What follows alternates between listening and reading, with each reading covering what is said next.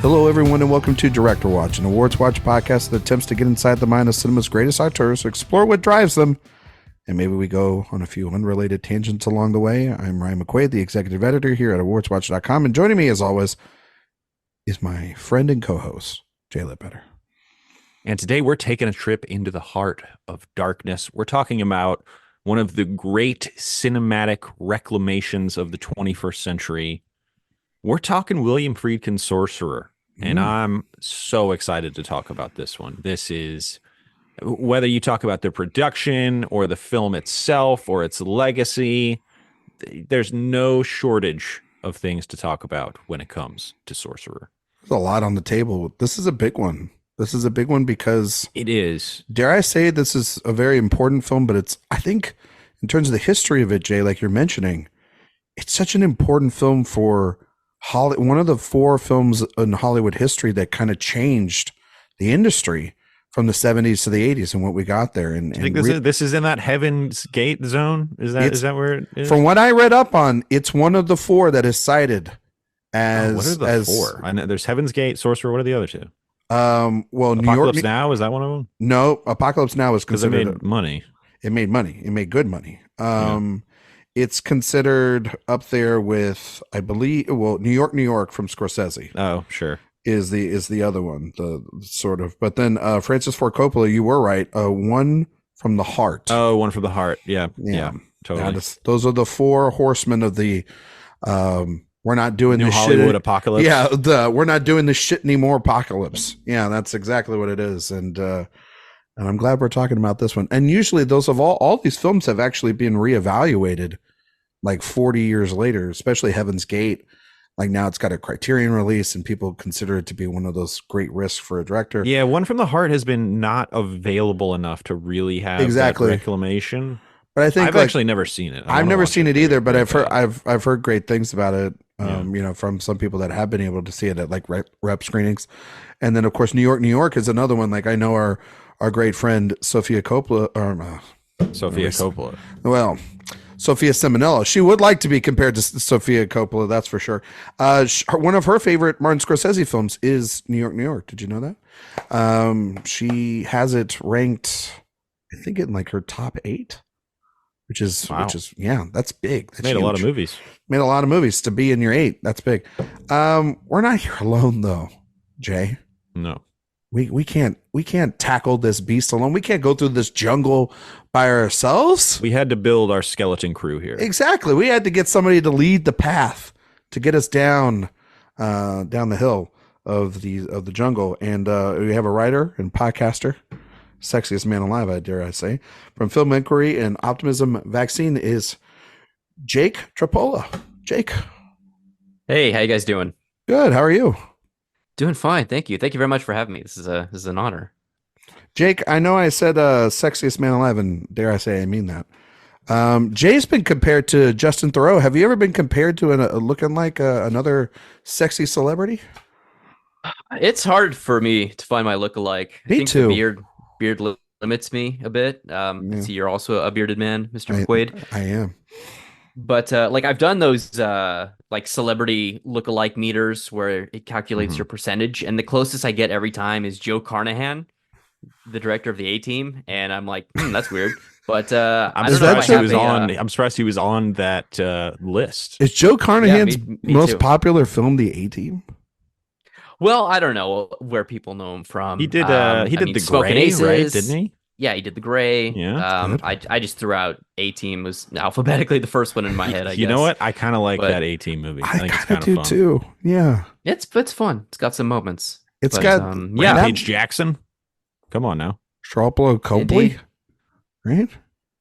That was the beginning of Charlton Copley just going out of his mind in every movie he was in. I never can get his name right. He's just a guy I never can get the name right. We saw him in District 9 and everyone's like, oh, let's grab him and make him be the hammiest man alive in everything hereafter. Yeah. He's like the Old Boy remake with Spike Lee is bad. Oh, God. He makes it worse. That movie is one of the worst movies ever. I will say that as a giant fan of Spike Lee and of Park Chan-wook. That is one of the worst movies ever made. It's the only Spike Lee movie that doesn't have the Spike Lee joint Yeah, Credit card. because he's like, fuck this movie. I don't want to be associated with it. Not into it. Not also helpful for the claims of Spike Lee knows how to write and direct female characters. Either that movie, I'll tell you that. Well, look, the question is Elizabeth Olsen the Scarlet Witch without Old Boy? Who knows? Who am I to say? Well, I mean, Jake gave you a look right there of like, and who boy, gives are a shit? we better off for it. Yeah. Jake, I ask all of our guests when they come on to our show, Yeah. what they think of the director that we're talking about. So, William Friedkin, are you a fan of the man? What's your relationship with his films? Just what do you think overall of this auteur? Yeah, I would definitely say I'm a fan.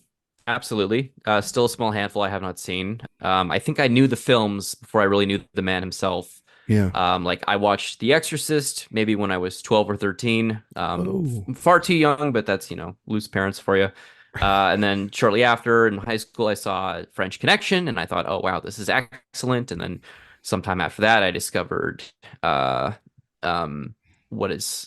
am I already blanking? Oh, To Live and Die in LA, which I really love. It's a close favorite of mine.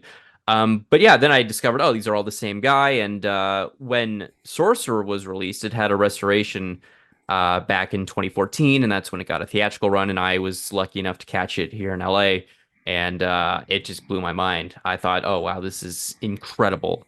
I don't know if you guys can curse or not, but this is effing incredible. You can say I said fuck back then. It's okay. Fuck yeah, man. Sorcerer it's outstanding. And Friedkin, sad to have lost him last year. I didn't see the Kane Mutiny Court Martial. I haven't seen Jade.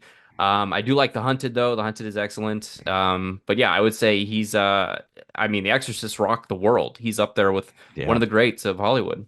That's why, Jay, it's so fascinating, and Jake, it's so fascinating, too, when you read more about Friedkin.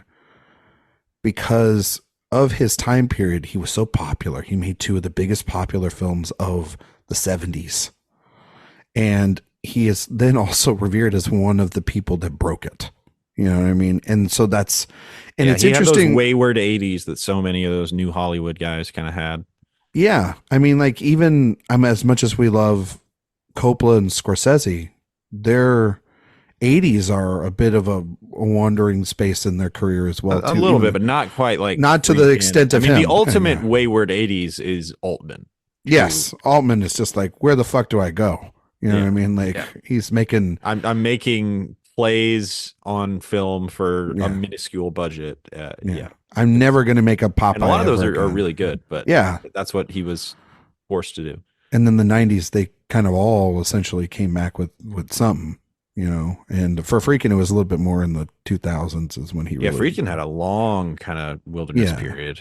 Well, he started doing like TV stuff, and we'll talk about that in the next couple of weeks. But this is such an interesting movie because I would say not to take the title of another podcast away, but this is such one of the biggest blank check idea kind of movies in the history of cinema. This is you seem to understand something about audiences that we really don't, so we'll let you do your thing. This is, you're riding a heater and we're going to give you a check. We trust you. And then this is also one of the biggest, maybe we shouldn't have, kind of things. Or I think to a lot of his credit, he's gone back and realized, the movie has had a great shelf life beyond, but there's one little film that came out right around the same time that really screwed Sorcerer within over.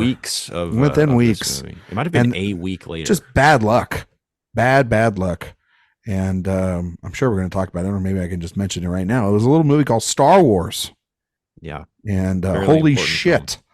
Did that not help Sorcerer at all? But we're all here to talk about this movie. First time for me. Jay, I know you've seen it multiple times. Jake, I believe you've seen this multiple times as well, just like you just said that you had. So I'm the newbie when it comes to it. But upon rewatch, it always changes. I think movies always change for us. So Jake, on this rewatch, what are your thoughts on Sorcerer? Yeah, it still holds up as a terrific tension piece. Here, I was a bit more attuned to kind of what's going on politically in the film, whether it's the character motivations or like the source of the oil derrick explosion. Everything is just kind of like the sum of like this American corporate neglect, and the men are like these worn figures, the worn cogs in the wheel that are tasks with like trying to fix a broken system. So that's kind of like what I had my eye on. But yeah, other than that, it still holds up incredibly well. It has like some of the most insane set pieces. Like this is one of the like my favorite kinds of films where it looks like it was dangerous to make, and you're not surprised that a dozen people died on set. This is Yeah. like some Werner Herzog Fitzcarraldo shit that I Oh love. yeah, And 100%. Yeah. you could never make this movie today and have it be as half convincing as it looks in 1977. You just couldn't. This breed of filmmaking, it's long dead and buried before Friedkin ever was. But yeah, it's still, and it moves at a nice 2 hours. It's, you got movies that go over that extend their welcome, but I think it's great. I think the setups with the four guys are excellent. I like their time in the little town. And then yeah, just the second half, the mission, once we're on, and you got the Tangerine Dream music guiding you through. It's just such a, yeah, exact, that's the right reaction. It's just such a enormity of pleasures. And it's sad to think that this came out and like, oh man, this is excellent. Oh, hey, look, Star Wars. And then just turned their back on this forever. It's just it was left in like limbo. There were rights issues, and it didn't really come to fruition until it was able to get rescued and restored by Friedkin. And now I'm glad we all get to enjoy it and recognize it. J-Dog? Yeah, this is I've had a little bit of a interesting relationship with Sorcerer, because I remember seeing it for the first time. And Ryan, we've talked about this throughout the course of the series. The intros of Friedkin's films are so often so odd. They're so good. And I come into watching Sorcerer for the first time 6 or 7 years ago, probably. And its reputation is this is the most taut film you've ever seen in your life.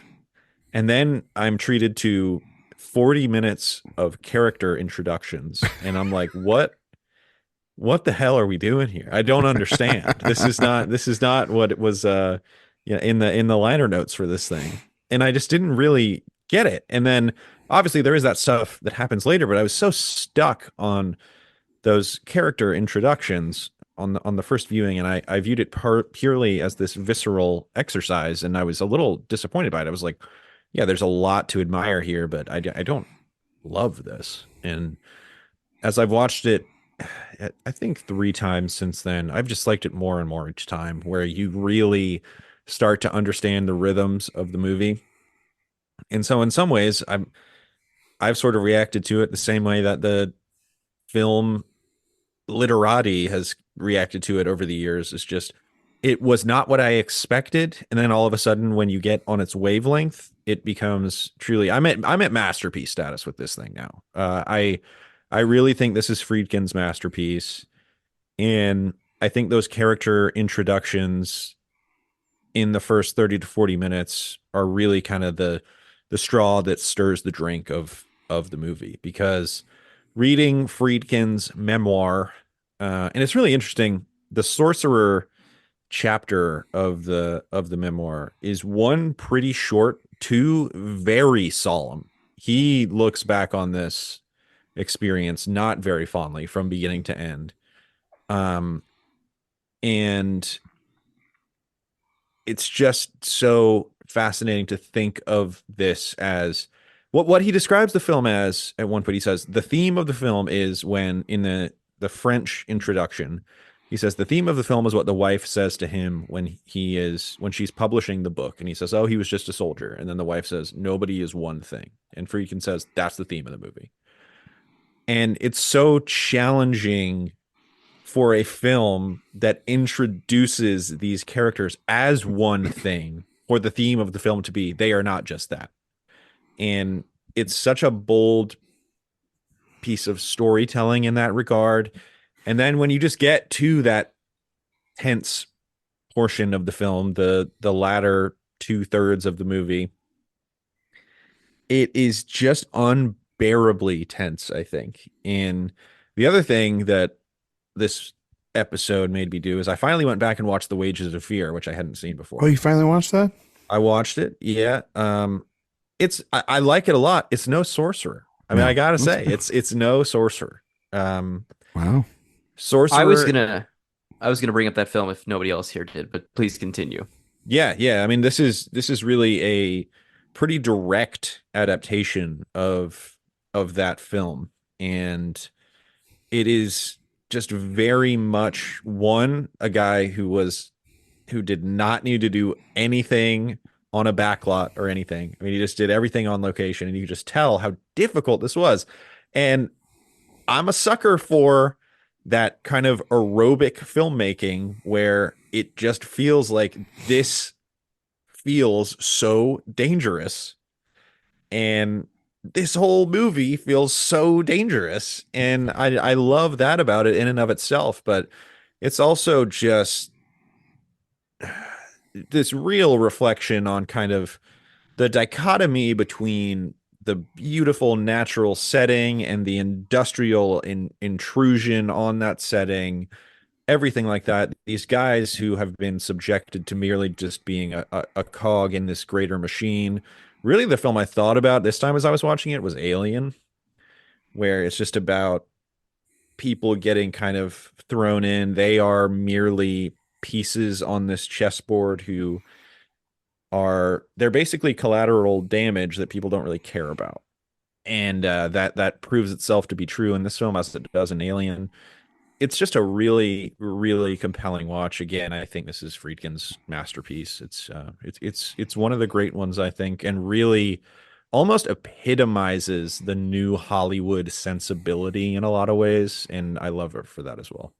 It really just kind of like from the get-go in those 40 minutes you mentioned, Jay, it just takes it's almost setting the audience into exactly what they're going to, like you're saying, hate the next 10 years. And it doubles down on, usually Friedkin's openings, they're very brief, and they get you right into the thick of the action. The action for this, the Exorcist, he was like, I want to see how far I can push tedium before we get to the Exorcist. And everybody said, oh, the Exorcist is the most exciting, scariest movie I've ever seen.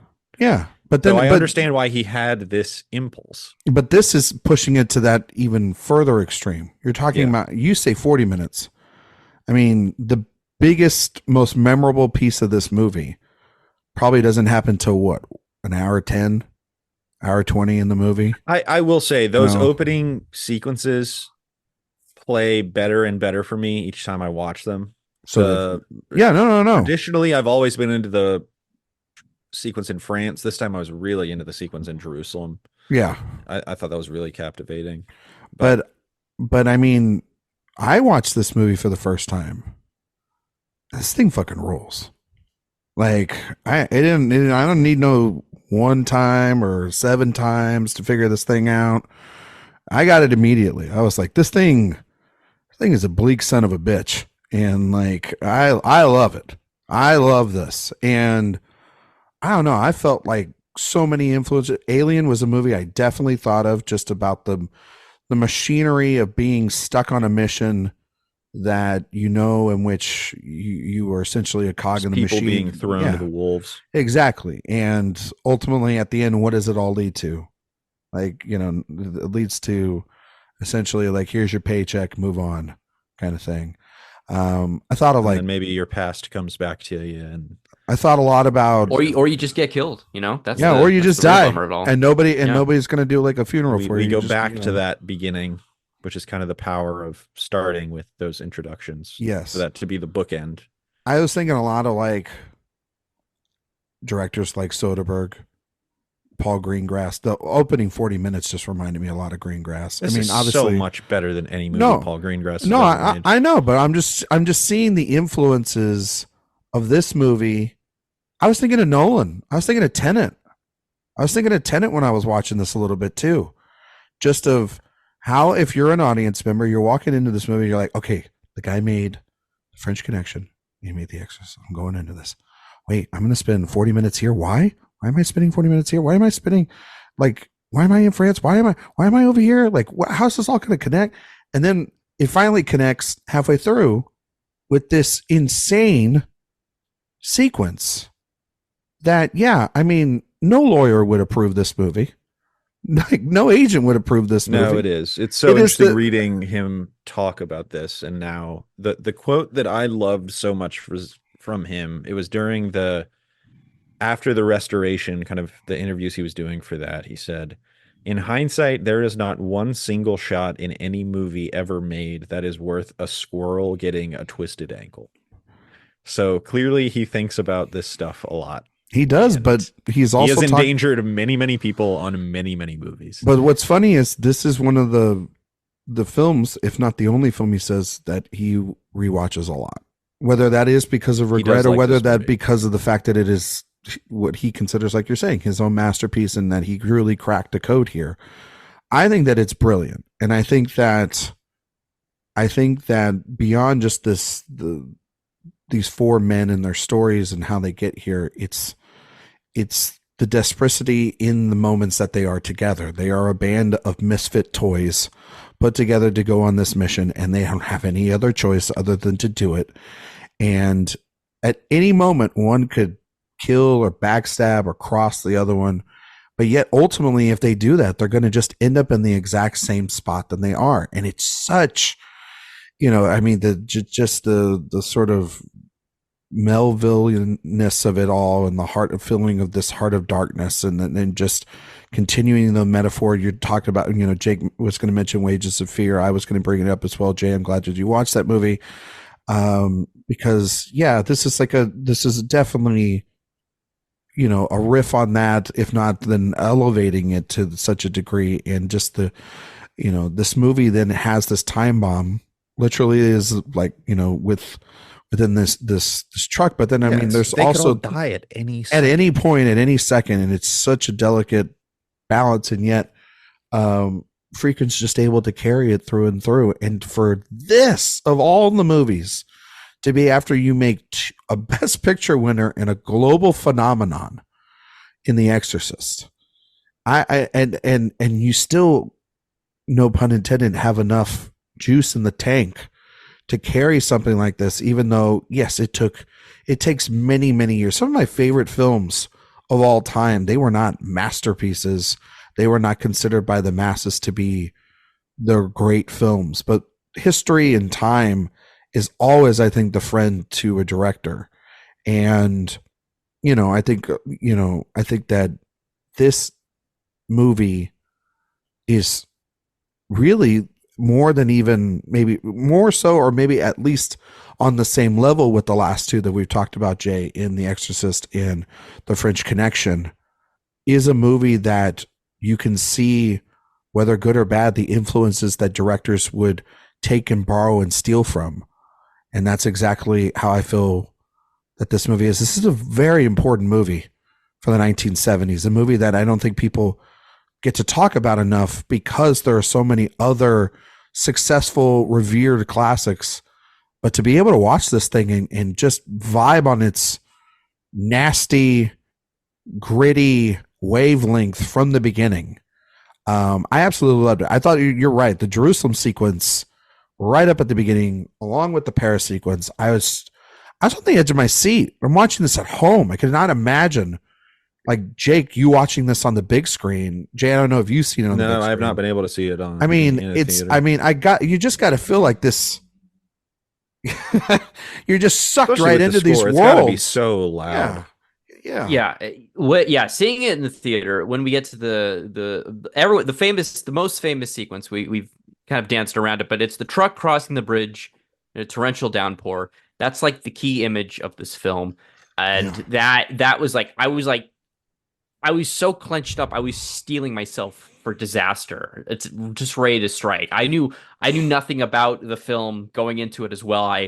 All I knew was that score by Tangerine Dream, and there's trucks, and this got outshone by Star Wars in the 70s. And now I'm like, okay, great. Let's check this out. Oh, cool. Roy Scheider's in it. I know nothing else. Let's go right in. Okay, we're meeting these men. Okay, this is fascinating. And then once we get to the mission, it just builds and builds and builds. And Yeah, it feels really unbearable, but it's not done in a way where I don't know, like a good comparison, but it feels like, yeah, this is what it would be like, and this is the hell they're going through, and yeah, you want them to like stop, but they keep going, and that's the beauty of it. And as far as the bridge sequence is concerned, the backstory behind that is just so incredible. They originally had built it. So originally he wanted to do this movie in Ecuador, and they were like, "No, you can't really do that." And then they were basically like, "Oh, the studio basically owns half of the Dominican Republic. You can film it there." And they were like, "Hey, you know what? We'll do it there." Then they build this bridge over a 200-foot gap in a river, and they're like, "Oh, it's never gone down. It's never gone away." Then there's no water in the river after a week of them putting the bridge up, so they can't film there anymore. And so then they get word of this place in Mexico that looks almost exactly like the place that they had put together in the Dominican Republic, and they're like, "Oh, it's never gone down ever." And then it goes down again. The water completely goes away. And they're like, I mean, I don't know that we can make the movie anymore. What are we supposed to do? And they have to build this really elaborate systems of pumps and pipes and all this stuff to divert a bunch of other water to the river, and then obviously do this man-made rainfall to make that incredible sequence. But it really is just this whole cavalcade of logistical nightmares that they went through to make this movie. But the scene itself, and I don't even know how they apparently there was some sort of invisible attachment, I guess rails that the trucks were on the bridge, but you do watch the sequence and you're like, they're going to fall into the river. Forget Yeah. about the characters in the movie. The actors are about to fall into a river in this giant truck. There And- is, and oh, sorry, go ahead. No, I mean, you really feel it. So go ahead.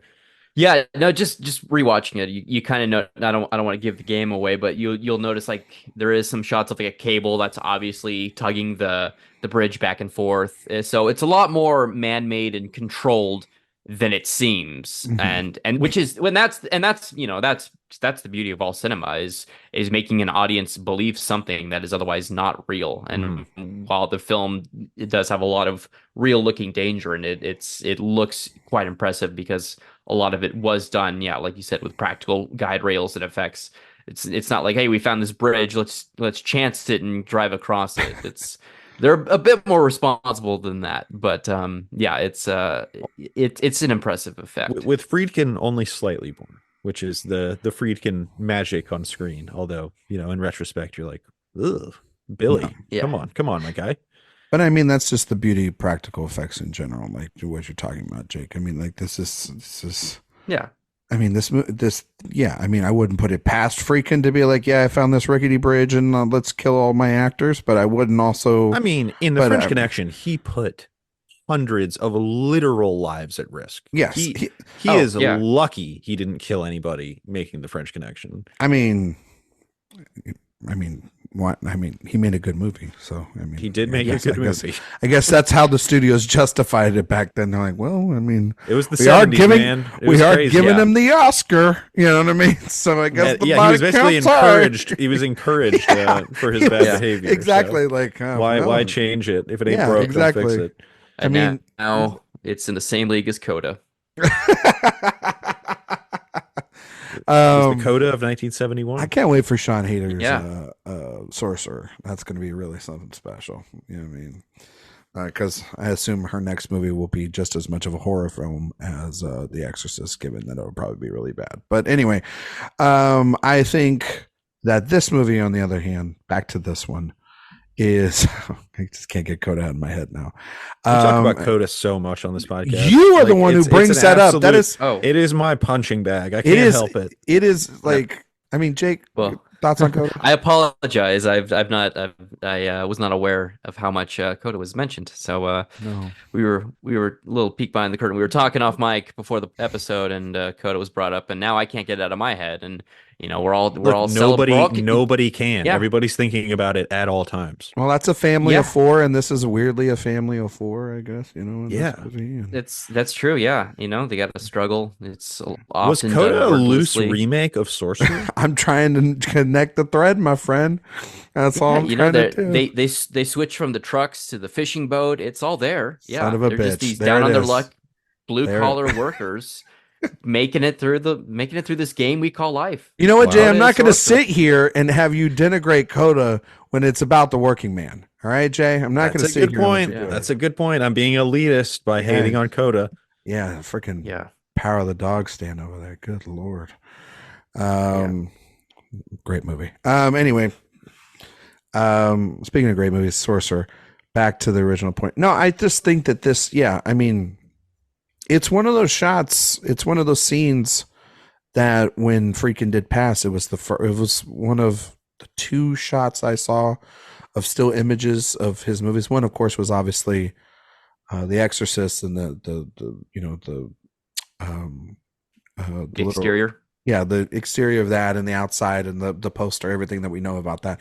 But what I have as my background, which is essentially this giant fucking truck tilted to the side on this rickety fucking bridge, and you're like, okay, that kind of looks interesting, but it takes so you well done. but it takes you a while to get there. And I think even what's great is it's not like, okay, you have a movie star of the time and Roy Scheider, who's really great here. He's movie star-ish. That's maybe one of the reasons, especially if you talk to Friedkin. Friedkin has said over and over, this movie might have made money if it didn't star Roy Scheider. Like if it which had, is rude, but it's that is what he has fair. said about this movie. Yeah, fair. You know who was supposed to be the original lead? Who? Steve McQueen. I don't know if that wouldn't have worked. I don't think it would have been all. as good, but Friedkin's whole thing has been, from a box office standpoint, he says Steve McQueen's mug on screen is worth so much more than the beauty of the locations that I had put together. For the most part, Friedkin's always had a really good eye for who can sell a movie. You know what I mean? Like that's why. Well, Hackman was a total accident. Yes, but I'm talking like throughout his career, when like you hear him talk about, like even like when he's shitting all over Pacino, who was like Pacino's like Pacino, he's still like, I should have probably cast Richard Gere, and you're like, oh, I mean, it's not like he wanted to cast some fucking nobody in Cruise. He's like, oh, okay, Richard Gere, pretty, that would have been right after Days of Heaven, I guess. Yeah, that would have been right after Days of Heaven. That's not like a bad move. It's not a bad replacement. It's not like he's like, I wanted to cast Joe Schmo and they gave me this fucking Pacino guy. So he's always had like a good knack and eye for talent. But I mean, like I think he wouldn't have been wrong. But then I mean, McQueen just wouldn't have worked. These two, I don't know. Jake, maybe you can answer it. I don't. He feels too movie starish to play a role like this. It would have taken I think like Scheider, at least like there's something grounded about him that carries this performance more than hey, that's Steve McQueen. That's what I mean? That's the big difference. Is that Scheider, while having done a lot of great work, is not a movie star looking person. McQueen is very handsome. Yeah, exactly. McQueen is very handsome. He's great in Bullet. You need he's like an American James Bond almost. You need somebody who's like sexy and cool and can get shit done. Scheider, just like in Jaws, he's got this everyman feel to him. Like he looks, he doesn't look like what we think of as a movie star. And that's why he's perfect. I think he starts out in this crime syndicate in the opening, and then when there's a shot like later on, it's when they come across, which is one of my other favorite sequences, when they come across the fallen tree, and he gets out of the truck and he just furiously starts beating the ground, and he like is covered in mud, and like he looks like he even hurts his like own elbow, and he's just like crumpled up in there, and he sells that so well. I can't think of anyone else who could really kind of pull that defeated look off. And Roy Scheider, like, who also is like, obviously we've all seen Jaws as kids, and if you're listening to this and you're a kid, go watch Jaws. But he's also one of those actors who's like, I find is a revelation as I get older, because I know him in Jaws. He's just everyman cop dad, saves the day. But he does incredible work like this, and then you get to something like All That Jazz, where he's, oh my god, this is like, Unbelievable. how did the guy from Jaws do this? But I think it's a testament to like his very understated range that he makes everything he helps bring Sorcerer together, because otherwise it would not work if you just had a bunch of unknowns or a lot of sexy superstars leading the truck voyage. Well, and like in '66, McQueen did a movie. Well, I'm not a big fan of it, but I've been asked on a previous podcast to go and watch, and it was a movie called The Sand Pebbles. And if you know anything about that movie, it's essentially like, about a naval engineer that gets assigned to a gunboat to rescue a mission in war-torn China. That's what the movie is about. And it's the only, like, that movie is what he gets nominated for an Oscar for. Okay, McQueen. And there are emotional scenes in that movie. He's just not able to commit that sync that movie. Maybe, it's obviously like a legacy and he's an actor of the era and that's why they give him the nomination. But if you watch that movie nowadays, he just doesn't have the range. He is a cool guy. He's very much like, you mentioned James Bond, like John Wayne, like not able to carry. He's got one mode and he's great at it. Got a persona. He's Been stripping away at that a little bit. He's done a couple Peck and Paw movies where they kind of chipped away at that. But I agree with everything that Jake said. Like Scheider comes in here and that scene is perfect in explaining the just absolute tiredness and devastation that I think what it is with Scheider is frustration. There's an innate sense of self-loathing that Scheider has that McQueen has just never really shown on screen. And it just also feels like he's a guy that will get his hands dirty and will have some bad luck fall his way more. It does. Like, it feels McQueen like a guy who is a little unlucky. Will go wrong for him. Yeah. Whereas Steve McQueen, it sometimes feels like stuff is just going to always go like, right. At the end of that movie, but that's the movie star thing. Yeah, but that's the thing. McQueen's going to drive away in the car with the girl and he's going to get away. Scheider, on the other hand, it's like, well, the circle keeps on turning around and around and around and around. And in that scene at the end of the film, when he sees the woman, he's like, can I have this dance? And he's just so depleted. And then the guys walk in the bar. It's like, well, this ending that is left wide open. It's like, well, he's dead, because if it was Steve McQueen, he'd kill everybody and he'd fly out on a helicopter. You know what I mean? So there's a believability. Or it could have just totally changed Steve McQueen's career. It could have been that too, but it could have been. It didn't happen. But it didn't happen. And that's why I think the movie works, because I think that the right man got the job. And I think Jake, you can agree or disagree. It just feels like, for this to feel, even though the bridge scene is ridiculous, and the even cooler scene, honestly, is them blowing up the logs to get the path. Like that, to me, like the process of that, like Jay, I know you're a big man of process. I do love process. The way that these four men have to come together and build that thing to have the explosion, and that's like 20 minutes of film within itself. There, it's and that again is stolen straight from Wages of Fear too. Absolutely. Yeah. But it makes everything feel more grounded in the dramatic stakes and then the frustrations of that character later on in the film, at least for me. I do want to talk about the tree log explosion sequence, yes, which is incredible. But one final word on the actors and movie stars. I think why this works is when you have the difference between a good actor and a movie star. A good actor will allow themselves or let me put it this way: a movie star does not want to look pathetic or lose in their movies. You think about the biggest movie stars of today, like Dwayne "The Rock" Johnson. He's in so many things. He tries, but everything is engineered to giving him an image that he is exactly. He can't lose fights in his movies. He can't die. That's why the Fast and Furious thing, right, Jake? It's like, it was like, movie who's star going to versus lose the movie fight? Star. Yeah.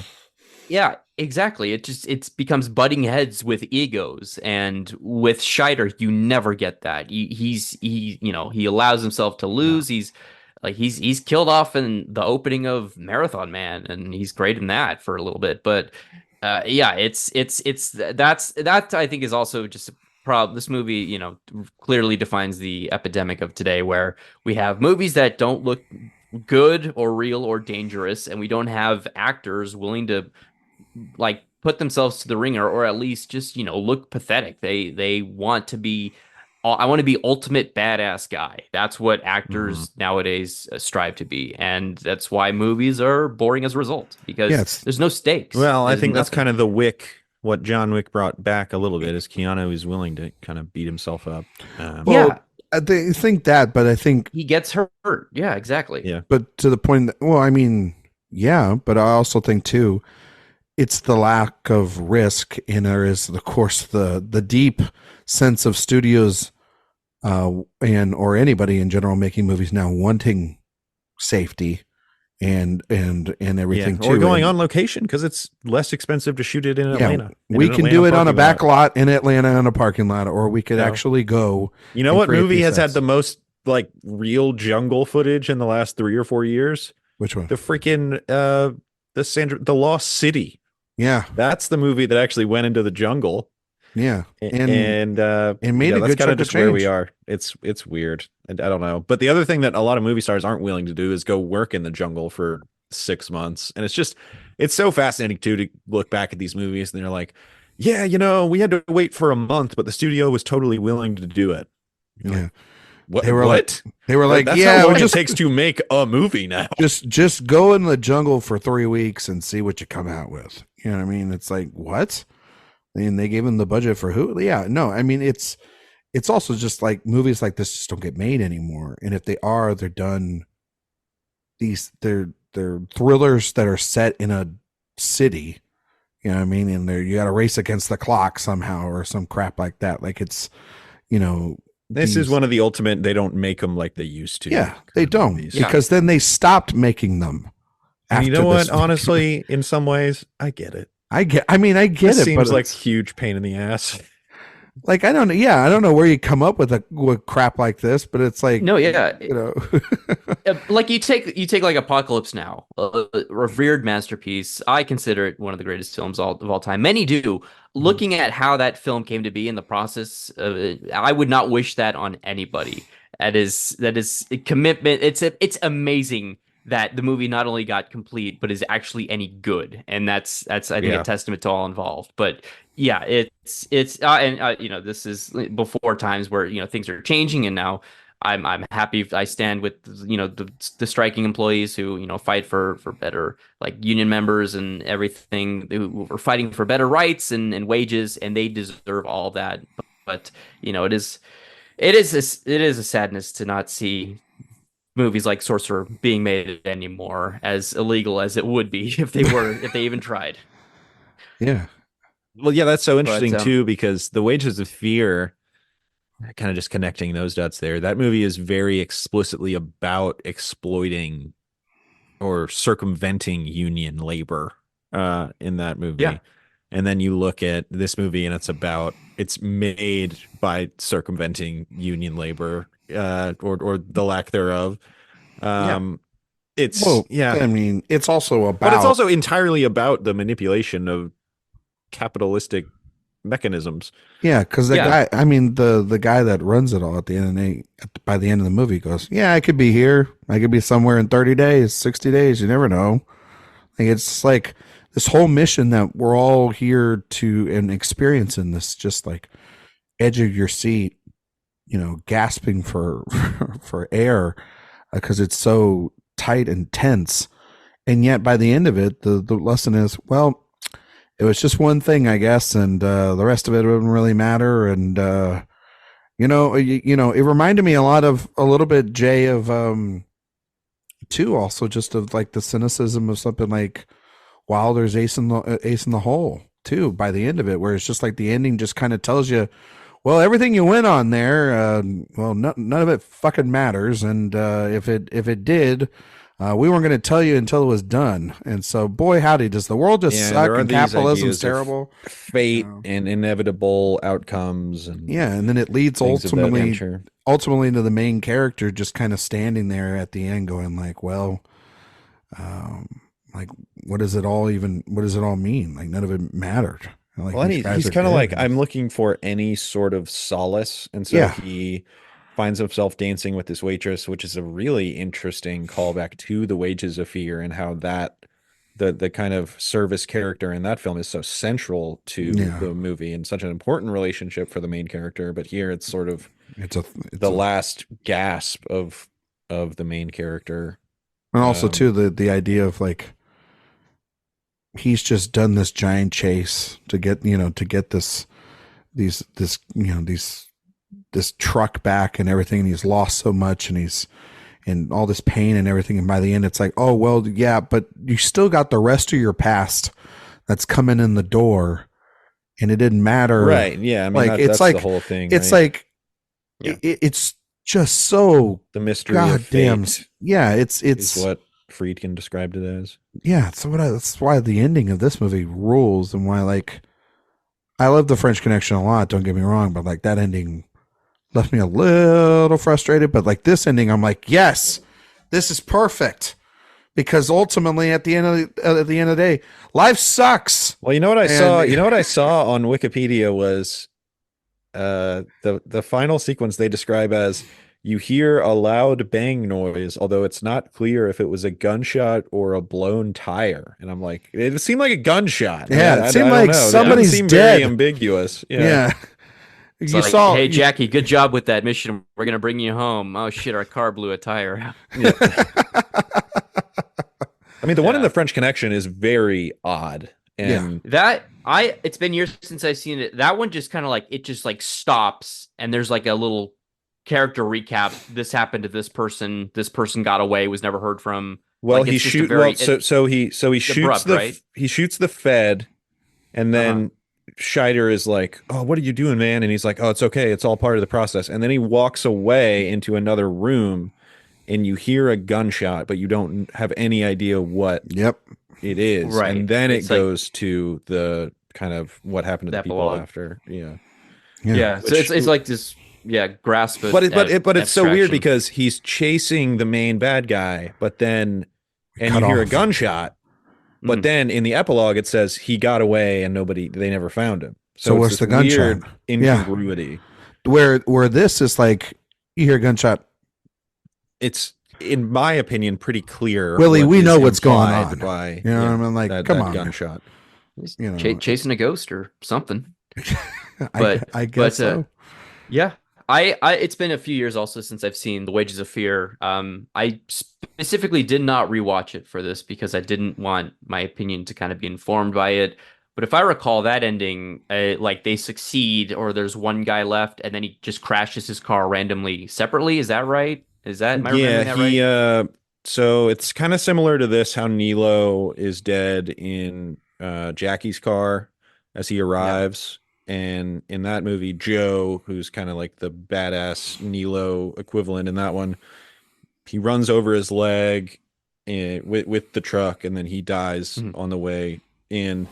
And then he's basically celebrating. He's like weaving back and forth. Oh, got my money, got my double share because everybody else died. And then, he just runs off the side of the cliff. Yeah. As they're getting ready to celebrate him in town with a big party and stuff. Yeah. No, yeah, I think this is a better ending than that. Sorcerer. I gotta be honest. Oh, absolutely. Yeah, this movie. Sorcerer, I remember.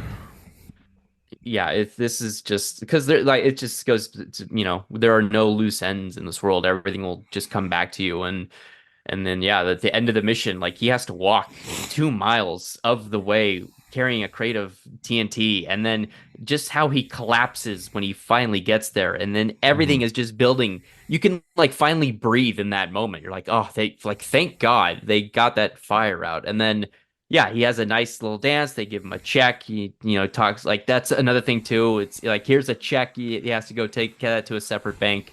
But then everything from the opening comes back to him, and there's no easy outs in this world. And it's so some of the stuff that Friedkin is doing in this movie is so provocative, I think, where There was one little thing particularly. The Palestinian guy's name is Qasim, I believe, Mhm. and Yes. the guy that he befriends in the new town is an ex-Nazi, which I thought the Yes. Palestinian kind of befriending the ex-Nazi, I thought in and of itself was like a really provocative, interesting choice to make. And Friedkin comes from a Jewish background. He was a non-religious guy, but that's kind of where he came from. From his family was from Ukraine, and that the obviously as we're recording this podcast, there's a lot of stuff going on in the Middle East that might relate to some of the things that we saw in the opening sequences of this film, which certainly was at a front of mind as I was watching it. But that was a really interesting kind of thing that Friedkin decided to do that was certainly totally incongruous with the Wages of Fear, the work that he was basing it off of. But he's all about, again, that idea that these people are not defined by just one thing. These are a bunch of people who in many circumstances you might find entirely detestable, although maybe in certain circumstances they're doing things in the name of some sort of greater good or what have you, or maybe they're just in a position where they're kind of their hand has been forced. And Mhm. having to side with these characters, which you really, really do as the mission goes on, they really do a good job, I think, of making you feel for these characters who have done in several instances really, really bad things. Yeah. I think that's an achievement in and of itself. Yeah, the Nazi companion is a good touch because that almost feels like that's the fringes of a separate movie that we don't see. Because what unites these men when they've all come to this place because they're all fleeing from something has gone wrong where they're from, and it's all ended in horrible violence. And South America, as we may or may not know, became a safe haven for the Nazis after World War II. Like a lot of them just kind of fled to I these love to towns like anytime they do this. that in any movie. I'm Yeah, like, this is captivating. Even there was yeah. an X-Men movie where they did that, and I was like, oh baby, First First class. Yeah, Class. yes, that's X-Men that First Class, they did it. that's where the X-Men movies start and then stop being good is when Magneto walks into a bar and kills a bunch of Kills a Nazis. Nazi, And I'm like, kills a bunch you of should Nazis. make the rest of the movie about this. I don't give a fuck about Xavier or the other kids. Just make it about revenge. That's Magneto, where it Nazi hunter. better movie. But yeah, we see, and it's not even revealed till after he's killed that we see like his passport, and then he has like a little like an insignia on a uniform in his room. But yeah, Mhm. this is another person who is trying to escape a violent past that is convened in like what looks like the shithole of the world. And yeah, again, there's no easy outs for him either. Yeah, I mean, I, I love. Again, we're going to go back to the beginning of this thing, but like, I love how all their paths end up crossing and getting here, and how, for the most part, they've all had to. They're liars. They're con men. Mhm. They said this is almost like an anti Ocean's 11 in some way too, because like they are all good at lying, stealing, cheating their way through life, and the consequences Or of. are they? Jackie's bad at. I mean, He's bad. And I gotta say, the car crash with Jackie at the beginning is kind of on par with anything in the French Connection.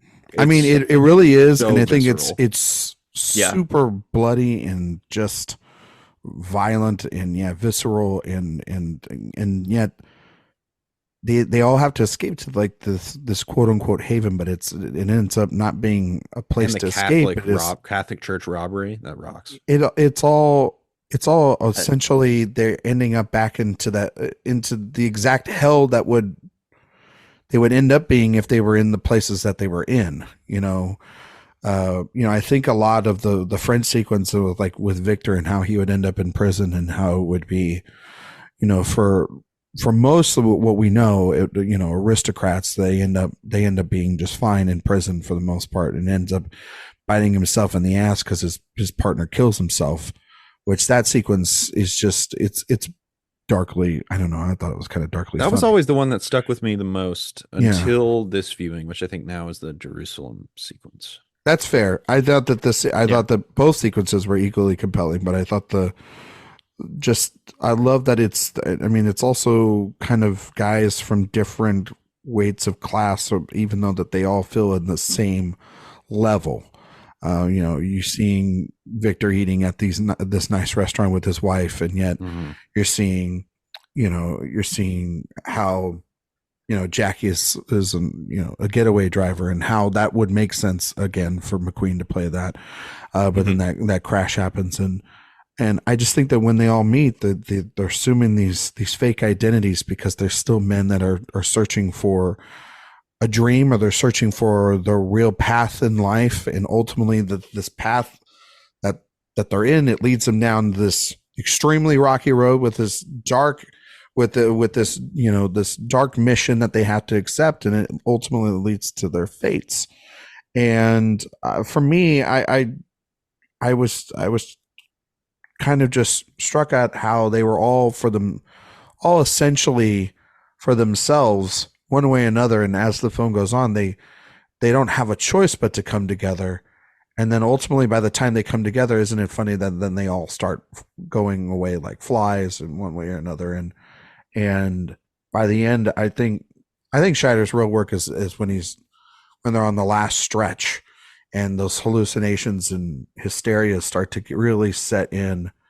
And the like dreamscape New Mexico desert is so good. It's so good.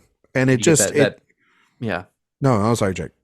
That you get like that purple haze on the white rocks. It's incredible. It just is on par with the rest of this movie of just how impeccably shot every sequence is, every vivid detail. But ultimately it's all just this fever dream of an idea then put upon its characters to then, by the time in which their drama has reached its climax, they're within a dream or fever dream or their death. It's really just, it's super dark and it's super sad, but it's also, God damn it, you're just so impressed by what Friedkin's doing here. And I don't know if I would have been a studio to give him any of this money, but like when you fucking watch it, like, I don't know how the hell you couldn't be like proud of the effort that he put in, but obviously it's not a moneymaker at all. And the studio gets really mad. And I mean, Friedkin talked about essentially it wasn't a sense of pride because, I mean, he was blamed, whether fairly or not, but because this movie made no money, he was essentially blamed for the downfall of what is. Yeah, I mean, Heaven's Gate is always the one turned people around. Point to for that. But no, but I feel like sort of one of the dominoes, I would say. But I could feel like I could feel like armor. I could feel like, what is that? Is that Michael Giacchino? Giacchino or Cimino? Cimino. I can feel like that's the composer. That's the composer. Yes. I can feel like Cimino going like, "Well, didn't you see Sorcerer? Didn't that fuck up too?" You know what I mean? Like kind of throwing. No, we were all watching Star Wars. We were all watching Star Wars. We don't know what you're talking about. Did that movie come out? Yeah. Do you know that Friedkin had the chance to produce Star Wars and he turned it down? You know how many fucking people had a chance on Star Wars? It was like the fucking Google of its time. Well, because he was good buddies with, for a couple years, he had a production company with Bogdanovich and Francis Ford Coppola. Yeah. They were like this together, just totally tied. And Coppola came to him and said, "Hey, my buddy George Lucas is making this movie. Here's the script." And Friedkin was like, "I don't get it. I want no part of this." And so he didn't produce it. Yeah. I'm glad, you know. Maybe Friedkin could have made. Maybe he'd be making his Megalopolis right now, you know, or he would have before he died. But you know, who knows? You know, I think things could have gone differently. But you know, I revisit Sorcerer more than any Star Wars. Well, yeah. But this was, maybe. Well, that's actually a good point. Maybe producing Star Wars would have prevented him from making this movie. That's possible. Yeah, but it's really interesting that.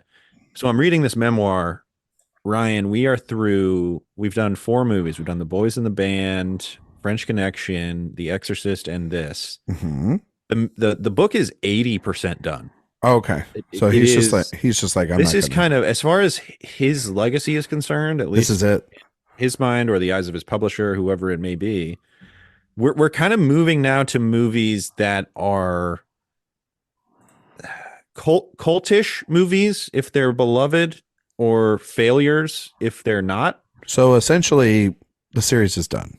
Well, we have 7 more movies to cover in this series. So, Well, it's nice. It's the nice to series know is that certainly not done. all the work that I'm doing here, William Friedkin was like, "Fuck it, I don't care. I'm not going to write about it." It's just an interesting career, is what I will say. I would say that this is right before this, as this movie's getting made. He is at the height of his powers. That's why the movie was made in the first place. And by the end of it, he is the director we now know of him today. I think, as the revered, because this is the ultimate of the films that we will talk about throughout the rest of this one. This is the one that took the longest to get revered. It was considered, again, a failure. It ruined an era of Hollywood, part of one of the films that ruined an era of Hollywood. So it had to be years and years and years for reevaluation, for audiences to find it. And that is essentially what the rest of these movies. So this is technically, in a way, we've closed a chapter, but we have now opened up the second chapter of his life as a director. Yeah, I mean, maybe the third after his sort of, gun for hire. Yeah, I mean, because but this is the end. That's the argument. If you want to talk about the quote unquote canon, yeah, he had 3 movies in a row that I would say are in the canon, capital T, capital C canon. And there is, you could say maybe one more, and I don't even think that's a guarantee. Or Jade. just Yes, Jade. But I mean, Jake, am I wrong in this is something that I guess. Well, you could almost say that about Coppola too. I mean, that's the thing. It's like the 70s was like that for a bunch of guys. Though, I mean, like Coppola had, a couple. I mean, I like Bram Stoker's and I like Rain Man and Rainmaker, not Rain Man. He didn't make that. But those aren't The Godfather. No, but they're not The Godfather. They're not The Conversation. Apocalypse Now. Apocalypse Yeah. Now. You know what I mean? To those degrees. But like, that's I what guess Scorsese is like the guy that sustained. I mean, like Altman had The Player and other things too. Like, it's not like Altman came back. He came back. He's fine. Like, like Spielberg did okay for himself too, by the way. But Spielberg is he's a different beast. He's a beast. Yeah. I mean, no, I get. Do you know what movie Spielberg was initially hired to direct that Friedkin directed? Which one? Cruising. Which one? Cruising. Interesting. He was attached to Cruising. Okay. Cruising is also, that's only more recently have been reevaluated. Yeah. And that one was kind of reviled when it came out. Yeah. Yeah. This, because I think, coming off of the back of this, like nobody saw Sorcerer, and then they're like, Cruising, oh, we don't get it with go away, Friedkin. And I would say he kind of bounced back with just go away, Friedkin. Yeah. Just be gone. Gently usher I him out can the imagine door. people in the 70s and 80s just shooing him, and he's like, I just want a sandwich. I just want to go to the drugstore. Well, is it also a matter because with the new Hollywood of the 70s, and the rating system is adopted and Hayes goes away, like it's just a bunch of filmmakers who are suddenly off of a leash, and we get a lot of I would argue the 70s are the greatest decade of all time. I don't know about you guys, but we get a lot of great works, but some people got too big, too bold, too fast. And then ultimately we had to like kind of stop and reassess everything and like, okay, well now hold on just a second. All right, Cimino, we love The Deer Hunter, 5 Oscars, hundreds of $millions.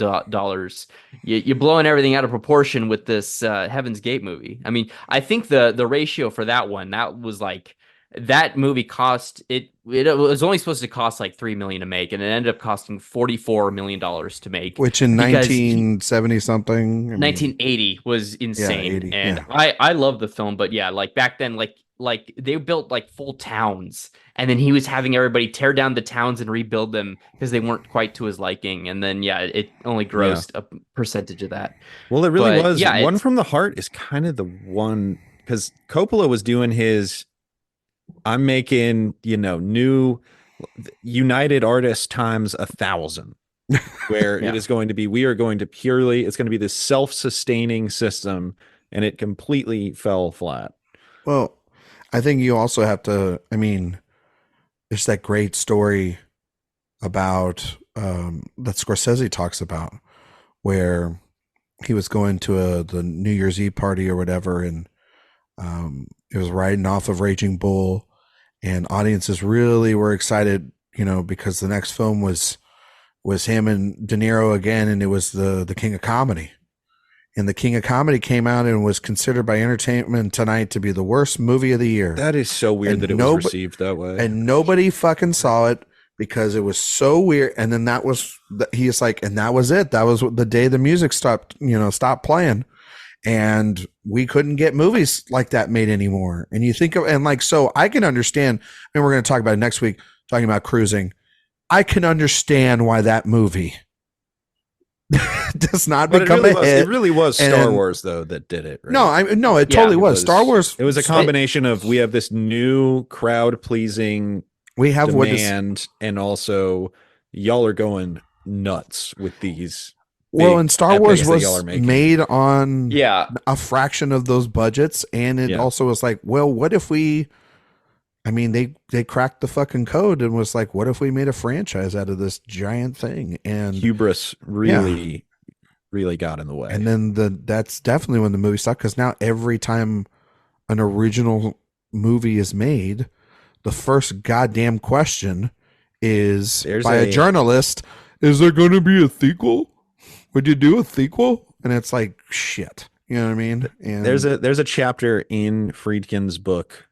It's like a 5-page chapter that comes right after all of his stories about The Exorcist, called Hubris, which is like the ramp up to the rest of his life, which the way that the book is written, he's like, I'm filled with nothing but regret for the last 45 years of my life at the time the book was released. It's kind of sad. It goes back to what he said about the David Gordon Green stuff, and like, look, they're going to massacre my movie. He's seen it happen many times before. Like, leaving something alone is the best thing for a movie, and people never got that. But I do agree. These guys are running. I mean, to some degree, we have a little bit of that today. We have a little bit of that. A director makes but they're being movie. made for the same budgets they were made back then. Yeah. No adjusted for inflation. No adjustment for inflation. Well, I mean, you look at like, and I love him to death, but you look at somebody like Steve McQueen, and when he made Widows, and it did not make any goddamn money. So what does he have to? Now you have to go to a streamer. You want to keep your career alive. Well, that's where you can get money. That's why Fincher, as we're recording this, Fincher just re-upped his Netflix deal, because he's like, I can get whatever I want to get made here. Because what is it, like The Killer was made for like, I heard that movie was like a crap ton of money. Every Fincher movie cost.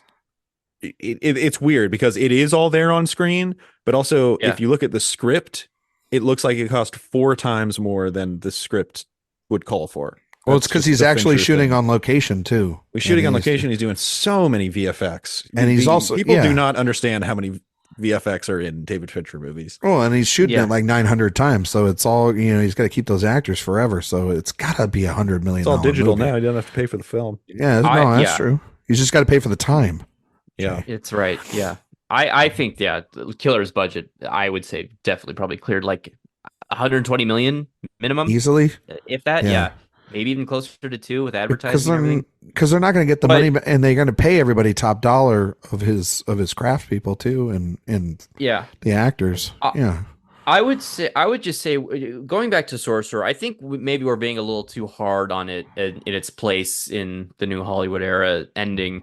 I don't think I would say it's accurate to call Sorcerer as like the failure that was like ultimately. I think it was just Star Wars shifted interests, and I think like movies like Sorcerer just stopped being made because everyone then all of a sudden wanted to go to the blockbuster escapism, and then that's why like there's big like sci-fi and sword and sandal fantasy boom in the 80s that we got probably as a result of Star Wars happening. I don't agree. I mean, to be fair, Jake, I don't agree with it. I'm just reading the text.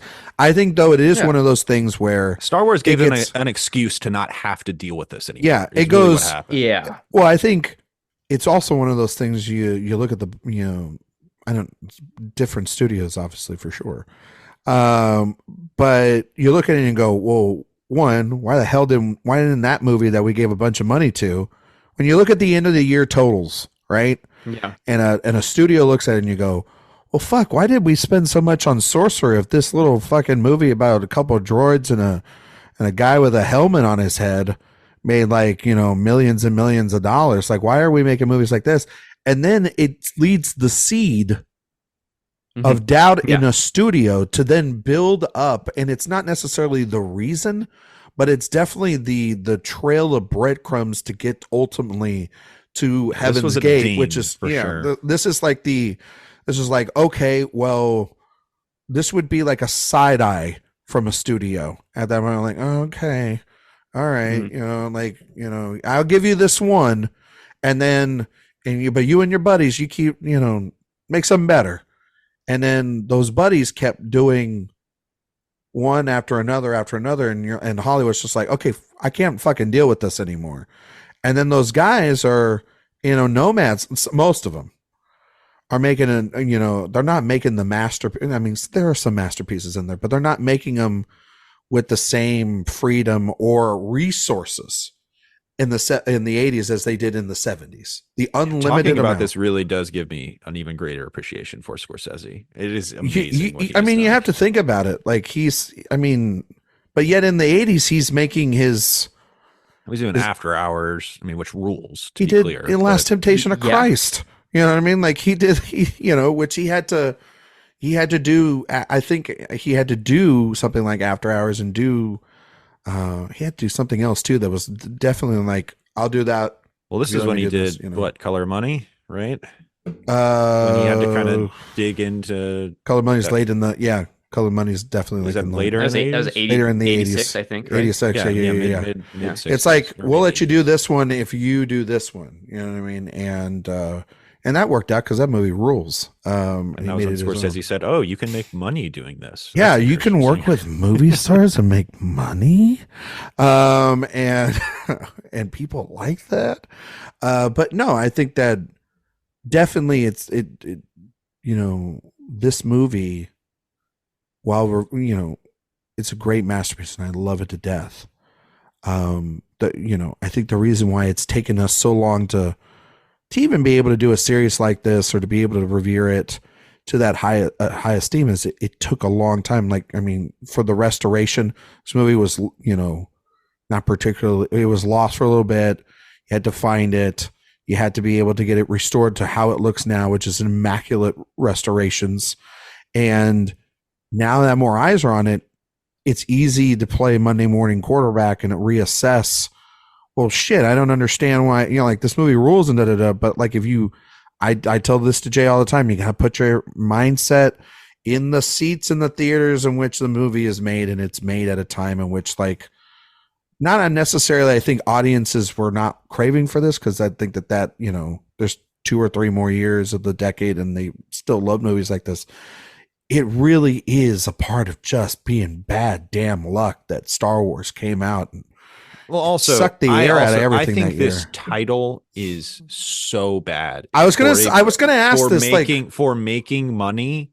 You know what I used to get this movie confused with when I was younger? Labyrinth?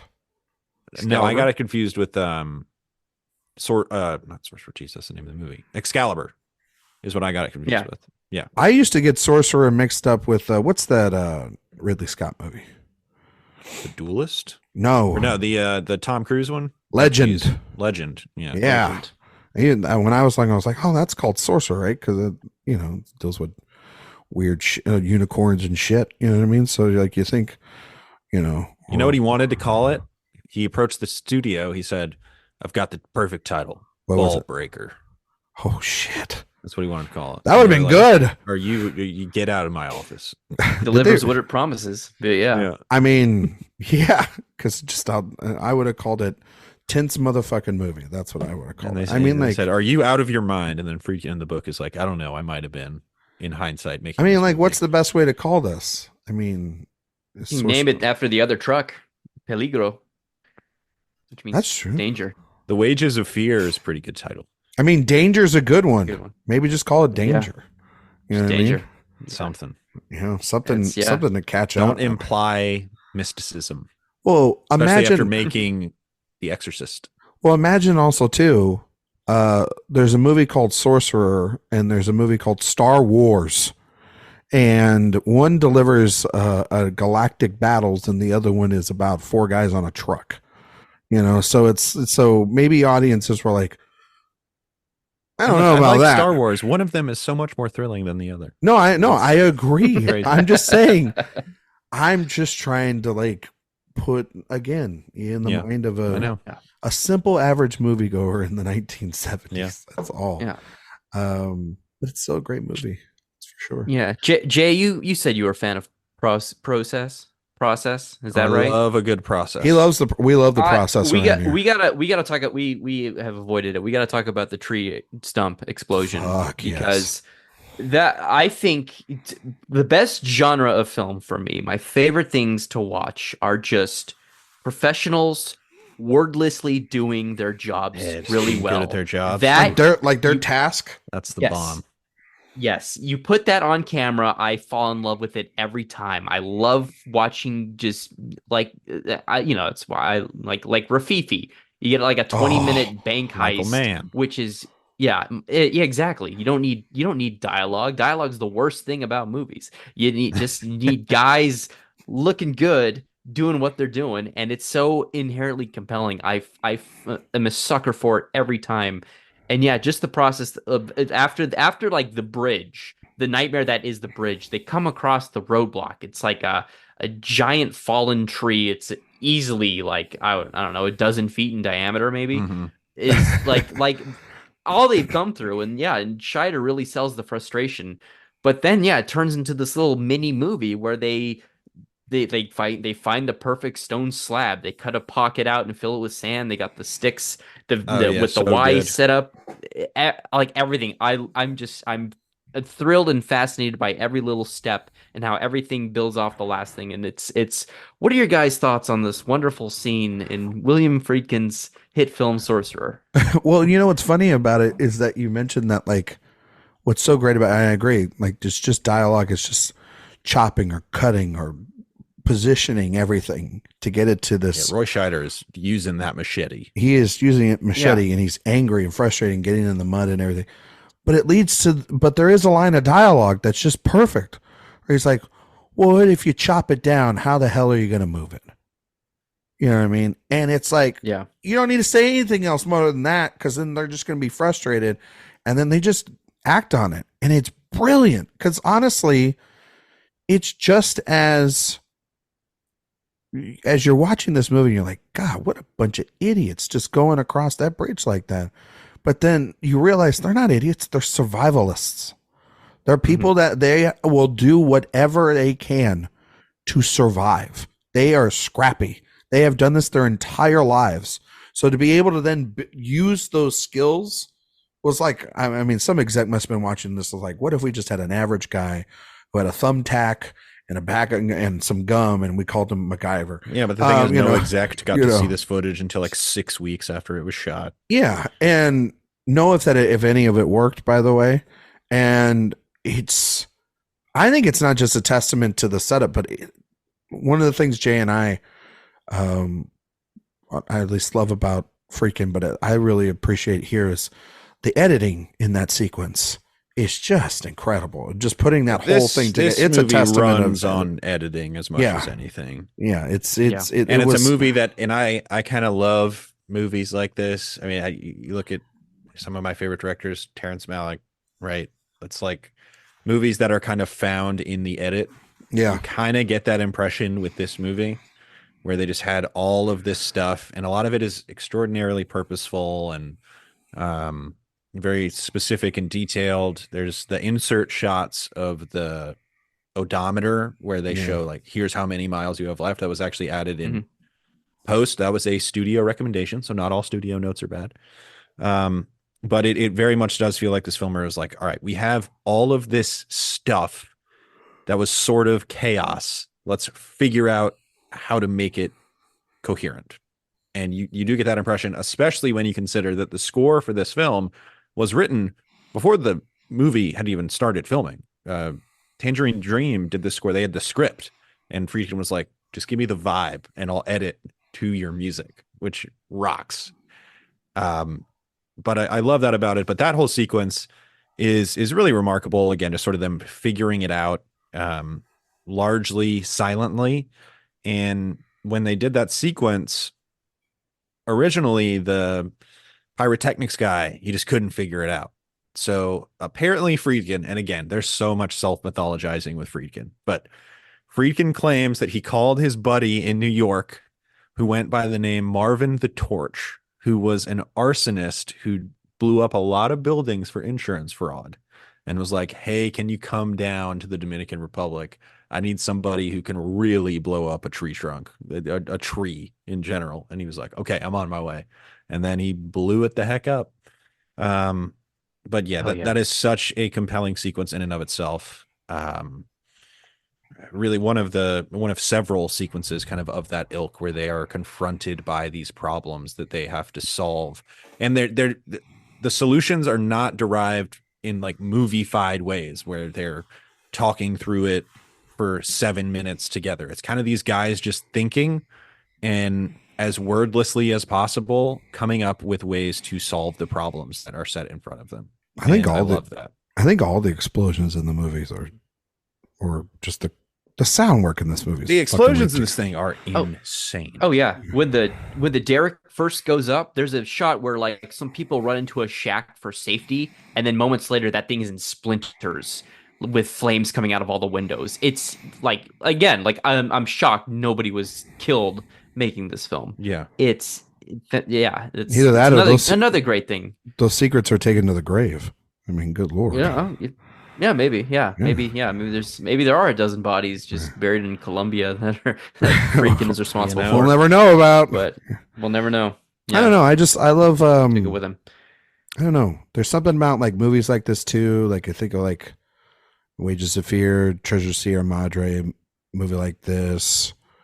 If you're going to go more modern, I guess like that's some of the aspects that I love so much about a movie like The Five Bloods, or a movie that I like, and I know a lot of people don't, in Triple Frontier. These movies that are just like man facing themselves in the jungle, and it really is a place in which, your baggage. You're talking about some of the ultimate dudes don't rock movies. Yeah, but I love a dudes don't rock movie. I'm with you. We should get more of these because it's truly, we're able to dissect humanity, masculinity, so well within this, because the jungle is the ultimate, and the environment is the ultimate arbiter of just stripping these people whole, and just, you can feel like you've gone on a stressful journey. Imagine being in a fucking giant truck filled with explosives that could go at any moment, and you're just praying to God it doesn't go. Leaking nitroglycerin. It's awesome. Yeah. Just by the way, the when you first find the leak of the nitroglycerin, I'm like, oh boy, let's go. The shots of like them in the sand in the back of the truck, to me, are so much more effective than the Wages of Fear. They just have these giant tanks attached to the back of the truck, where you're like, I mean, those things are rattling and rolling all the time. What are we talking about? But again, both movies are very, very good. I like that also. This just might seem very relatable to some people, not necessarily working with TNT, but just where something goes wrong at work, and then due to just like corporate shortcuts, a bunch of more problems pile up on top of it because policies and procedures were discovered not being done in the past. Like this TNT was stored 200 miles away from the explosion. It needs to be rotated. It was obviously stored in there, and they just fucking forgot about it or didn't care. And now it's like, oh, great. Now we have another problem because this fire is, I was just amazed by the timeline. This fire is in a raging inferno. They have to examine the TNT. They decide, then they have to have driving school to see who can drive the truck. They then build the trucks, and then they drive the 218 miles to get there. There's so much time putting into this that it could have been avoided, but obviously because they saved time previously, it's something that they didn't think they'd have to worry about that would bite them in the ass, and it comes back to them in the most horrifying way possible. Yeah, no, for sure. Anything else you guys want to mention about I love Sorcerer. I love all the details. I love the just the quick shot of the bride with the black eye in the Irish wet Catholic wedding in the opening sequence. Oh, man. And then just how like one man is not just one thing. I love how with these men that adapt, I love that they're credited as not just their real names, but their like their cover names in Colombia. It's just a lot of little lived-in things that make it so great, and it's why it endures, even if it never found its audience in the first place. But I'm glad it's out there, and I'm glad people can hopefully. And if you're listening to this and haven't seen it, please by all means go watch Sorcerer. Is there a 4K? There's no 4K yet, right? I am not aware Just of a- 4K. just a- I think just a blue. Just a blue. It's one blue, and it's pretty bare bones. Okay. Yeah, there's We no need- special yeah. features on it. Somebody needs to Yeah. get on that. I feel like Criterion or Arrow Video actually sounds about right for this thing. That sounds like who should do it. Just somebody to. They did a great cruising set. Yeah. Yeah, there you go. J-Dog, Yeah. anything else you want to say? No, I feel like we've covered it. I'm not sure we gave as much shout out to Tangerine Dream as we should have. This was their first film score. They went on to do some of the great film scores of their era, although Yes. they were totally derided at the time as well. Another one of those things that has just aged like fine wine, the Tangerine Dream scores. And I think the last thing I'll bring up is after this film came out, Friedkin basically went into hiding in England, and somebody approached him with a script, and they said, you know what, we'll come out to England, or I think he was in Paris, actually. We'll come out to Paris and meet you. And this producer came out with the writer of the screenplay for Born on the 4th of July, Oliver Stone. And they tried to get that made, couldn't get the financing. And then Friedkin ended up making this movie called The Brink's Job that nobody remembers. But Yeah. he was this close to making Born on the 4th of July in 1980. He would have been back. He would have been back on track. Would have been interesting. Would have been interesting. Yeah. Although he said Oliver Stone made that movie way better than I ever could have. So I'm There you glad I go. didn't do it. Tangerine Dream, great job. With Pacino, by the way, was going to be. Ooh, I don't know about that. That would not have been good. Given the fact that he didn't like working with Pacino on cruising, I couldn't imagine. I couldn't imagine that being. I guess it would have been one or the other, right? Yeah, I guess so. Tangerine Dream did Legend, the score for Legend. Too. They did. Thief, There you go. Probably Thief, probably their best score. Yeah, Yeah. this It are really- Thief. One thing, because like Tangerine Dream, I think kicks in because the Nilo sequence in the beginning is pretty much silent. There's just the gunshot, and I think it also mirrors the opening scene of The French Connection. There's just a murder Yes. in Europe with a headshot. It's the exact same Breaks scene. off the baguette. Yeah, right. I love that detail. Again, details make the movie. Yep.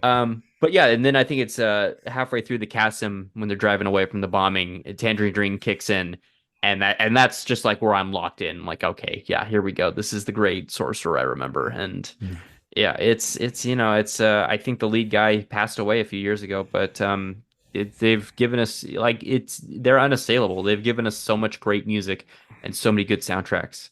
And that's another thing I'm glad we can celebrate. They have put out so much stuff. It is astounding how much music they have composed over the years. Good at their jobs. Yeah. Very good at their jobs. Definitely. Yeah. Speaking of good at your jobs, Jay, Yep. how you doing? I'm doing great, man. Love Sorcerer, masterpiece. Me too, buddy. Jay, before we get out of here, we're going to test your award season knowledge based on the film we just reviewed, which was Sorcerer. In a segment we like to call It's an Honor to Get Nominated. Now, Jake, you may help Jay if you want, if you're not a big Because awards. Jake, I'm not an awards guy, but this Oh. this podcast sits on the podcast feed of an awards website, so we like to And do so- this little trivia challenge at the end. We like to That's be fair. able to put Jay on the hot seat and see if for the Oscar season of 1977, which those awards were given out in the year 1978, And he's coming So- off two huge Oscar players. big time Oscar player in the last two films. So this time, was Sorcerer nominated for any Oscars? And If it was it what was it nominated for? Is actually the question. I want to get I'm going to guess this was not nominated for anything. Is that what you want to put down? Is your final? That is You what I got wanna Jake put here to help down. you out. Jake, you want to help Jake, him out? I'm Don't gonna- look up. No, No that's- peeking. That's I'm not looking anything up, but that's my instinct as well because I think this was just totally forgotten Totally as soon as it dismissed, came yeah. out. I don't think anyone had any recognition for it several months down the line when award season was around the corner. I think that is the right call. It got nothing. All right, gentlemen. Well, you would both be wrong. Oh, It was nominated some for sort of tech, sound, 1 Oscar, and Jay's right. editing, sound. Best sound Mm, at the Academy Sound. Awards. look at Would you that. guys like to know the films that were nominated for Best Picture that year? Hit me. Sure. So Annie Hall was the winner for Best Picture. We talk about, Of course. Annie. Yes. Yep.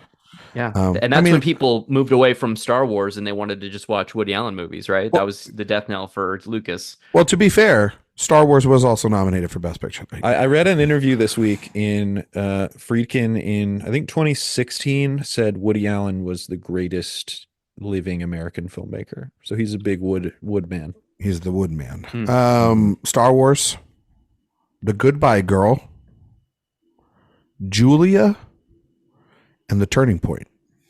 Those were the 5 films. Oh man. Those last 3, who could forget? Dakotas. Who of doesn't their love time. Julia? Julia, 2-time Oscar winner or 3-time Oscar winner. I'm sorry. I believe that's it. I think, yeah, Julia won. Are you ready for this? He won Best Adapted Screenplay, Best Supporting Actor, and Best Supporting Actress. So somebody watched it.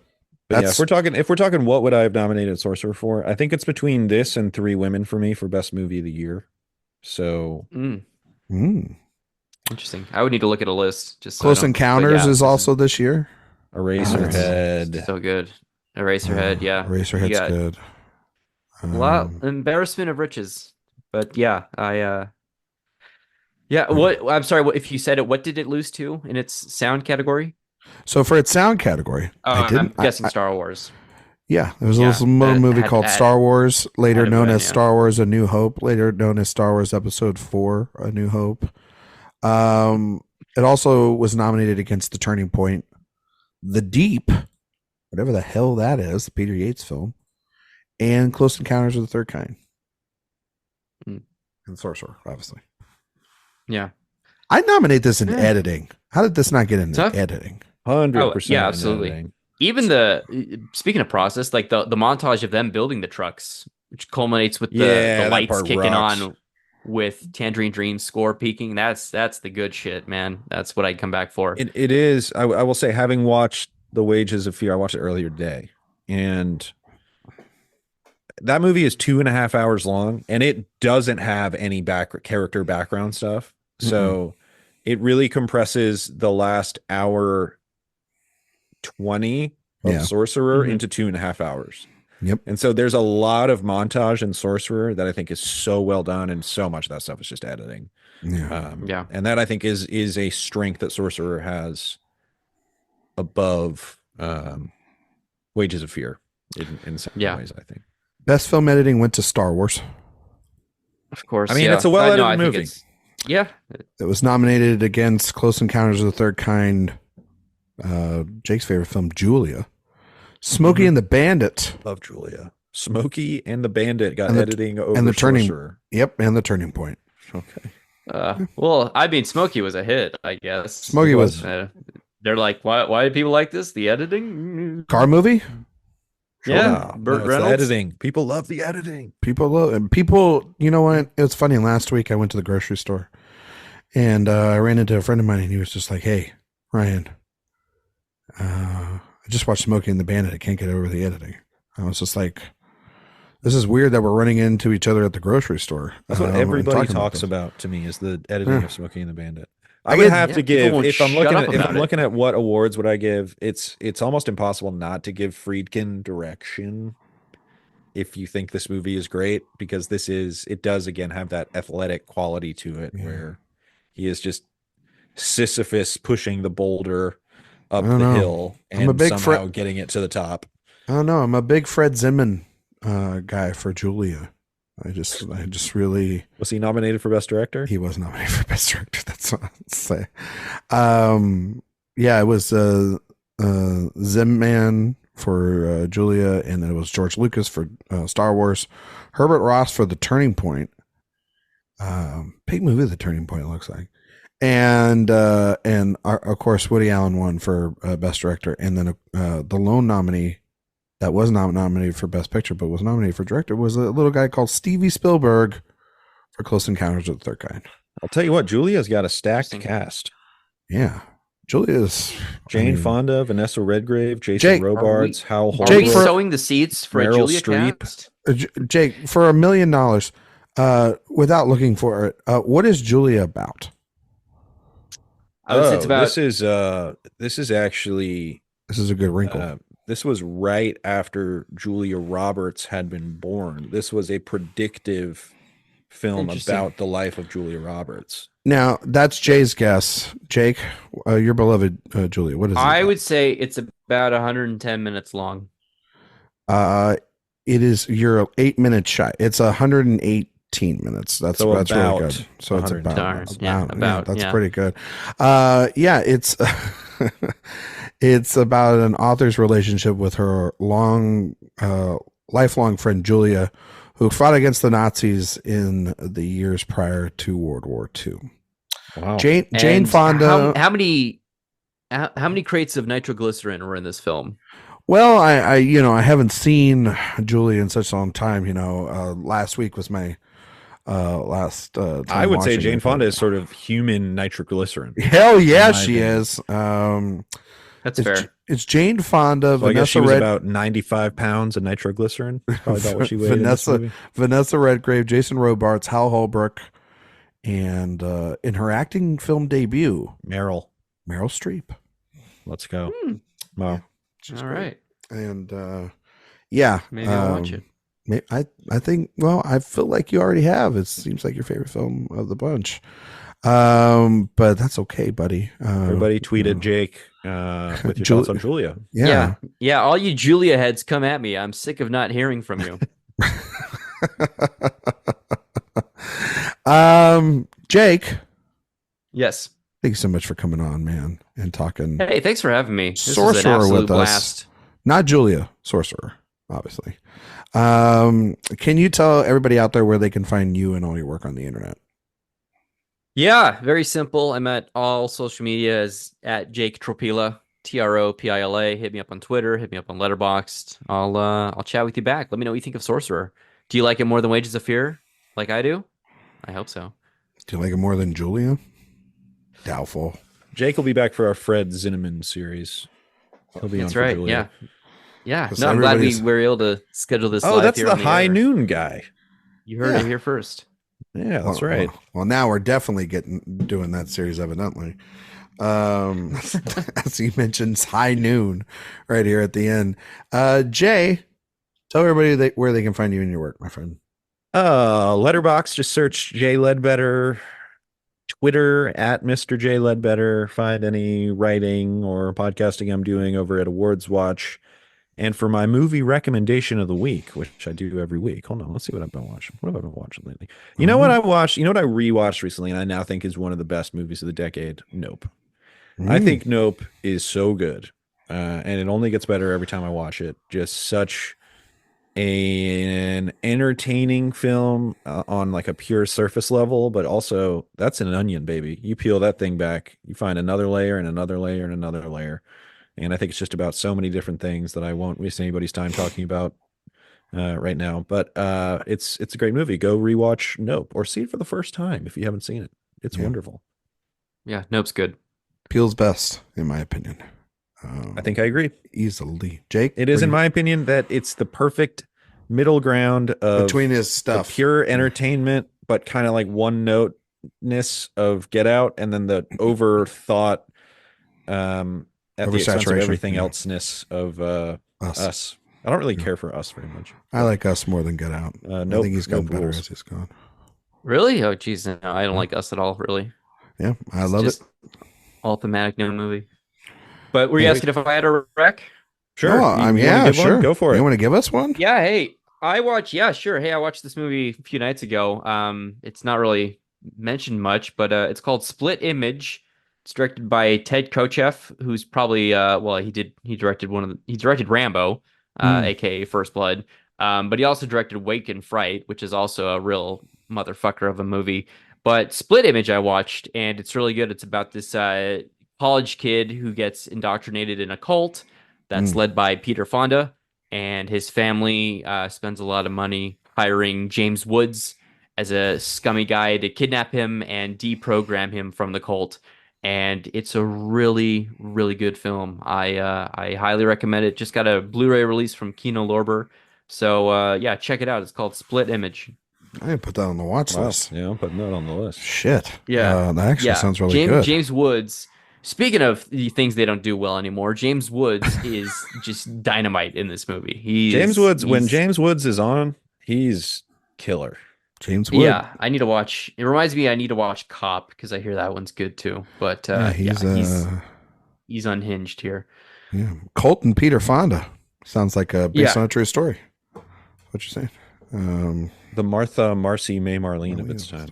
God, what a good movie. Martha, Marcy, May, Marlene. What a good movie. Anyway. Scarlet Witch. Yeah. There. You way to bring it back full circle. Tied it all back together. This Son is of a like bitch. the guys from Chicago finally catching up with Jackie, and now we're getting the back of our heads blown out. Thank you very much, Jay Ledbetter. Good job, Jay. The Marvel Cinematic Universe is the equivalent of getting your brains blown out at the end of Sorcerer. I agree. Yeah, that's what it is. Anyway, you can find me on Twitter, Instagram, Letterboxd at Ryan McQuade 77. You can find all my work here at AwardsWatch.com. If you like podcasts, you can go listen to the main show, the AwardsWatch podcast. They're every week on Mondays. Of course, this show drops on Thursdays. iTunes, Spotify, 5 stars reviews. We'd love those. We greatly appreciate it. Go to the website, sign up for the newsletter that we send out at least once or twice a week. That's where we can get all the reviews, interviews, and these podcasts in one place sent to you. Recommendation for me: I'm not going movie. I'm going TV. I'm going TV. I'm 2 seasons in. I'm playing a little catch up. 2023 was the year of Oppie for me, so I thought I might as well catch up and watch some Peaky Blinders. Oh, you're going Killian. I'm going the Killian mode. I got some Peaky Blinders. I'm telling you, just like stacked guest characters. You gotta turn those subtitles on though. I got them on. There's no way. Otherwise you wouldn't. I mean, like sometimes they go like this and you're like, what? But they just explain the plot of the next 3 seasons right there. You know what I mean? So Murphy's great. The rest of the cast great. I got into the Tom Hardy section. I believe Tom Hardy plays a rabbi, correct? He plays a rabbi, yes, that makes liquor. Tom Hardy could be in modern day Sorcerer. Oh, Tom Hardy could totally do it. Yeah. Because he could just grunt his way through the movie. He's great at non-verbal acting. Yes. And he wouldn't mind if you put a mask on him or anything either. Oh, dude. Tom Hardy, he'd roll around in the mud. He would get filthy in the mud. Yeah, for sure. But it's great show. Only 36 episodes, 6 seasons. You could get through TV, it, baby. Get through it in like 2 weeks, 3 weeks if you're a little bit slower of a watcher. But yeah, it's good stuff. I'm enjoying it. Nice. Supping with the wife. So next week, Jay, we'll be back, right? And we'll be talking about To Live and Die in LA. Is that the next Cruising, film? right? Cruising? No, I was right. Yeah, that's right. It's Cruising. I apologize. Was jumping the gun 2 weeks. We'll be back next week to talk about Cruising. Thank you all so much for listening, and we'll see you all next time.